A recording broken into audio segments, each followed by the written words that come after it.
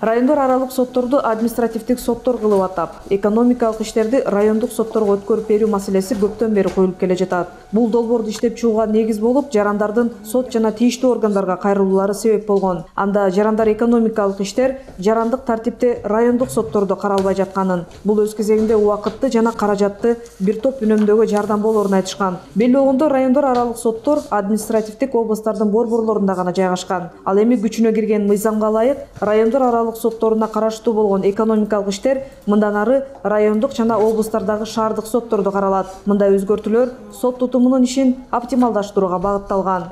Одной из задач концепции «Цифровой Кыргызстан» Санарип Кыргызстан концепциясынын негизги милдеттеринин бири санарип сот адилеттигин жана укук тартибин түзүү болуп саналат. Кирип жаткан айрым мыйзам актыларындагы өзгөртүүлөргө ылайык. Мисалы, жарандар өздөрүнүн доо арыздарын соттун расмий сайты аркылуу маалыматтык телекоммуникациялык интернет түйүнүнө берсе болот. Соттун уруксаты менен соттук отурумдун жүрүшүн түздөн түз көрсөтүү каралып, сот процессинин катышуучулары соттун отурумуна видеоконференц байланыш аркылуу катыша алат.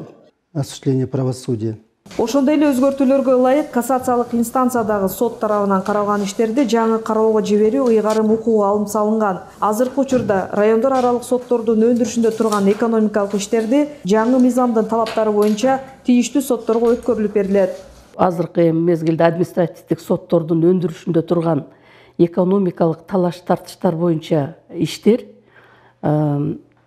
Кыргыз Республикасынын жарандык процесстик кодексинин 29 беренесинде көрсөтүлгөн тартипте райондор аралык соттордун аныктамасынын негизинде тийиштүү сотторго өткөрүлүп берилет. Төлөнгөн мамлекеттик алымды кайтаруу жөнүндө бир аз кошумчалар киргизилди, толуктоолор. Ал толуктоо боюнча Кыргыз Республикасынын жарандык процесстик кодексинин 108 беренесинин 3-бөлүгү жаңы редакцияда баяндалды. Ал жаңы редакцияга ылайык доогердин доодон толугу менен баш тартканда, жарашуу макулдашуусу сот тарабынан бекитилгенде, талаштын бейтарап сотто каралуусу жөнүндө макулдашуу түзүлгөндүгүнө байланыштуу же жоопкер доону мойнуна алгандыгына байланыштуу, ошондой эле медиацияны колдоонун негизинде сот жарашуу келишимин бекиткен учурларда бекиткендигине байланыштуу иш өндүрүшү токтотулган учурда тийиштүү соттук инстанцияга төлөнгөн мамлекеттик алымдын жарым суммасы кайтарылып берилет. Юридика илимдеринин доктору профессор Кынат Сманалиевдин айтымында административдик соттордун түзүлүшү менен соттордун ишинин эффективдүүлүгү жогорулап, калктын сот адилеттигине жетишүүсүн камсыз кылат. Экономических, хозяйственных споров. Ар бир адамдын сот адилеттигине жетүүгө укугу бар. Карасаңар, адам акыйкаттыкты өзүнө жакын болгон райондон эмес, облуска келип издеш керекпи? Облуска келиш үчүн ал материалдык жана транспорттук чыгымдарга дуушар болот. Андыктан райондор аралык соттордун административдик болуп түзүлүшүн колдойм. Бул жарандарга бир топ жеңилдиктерди берет.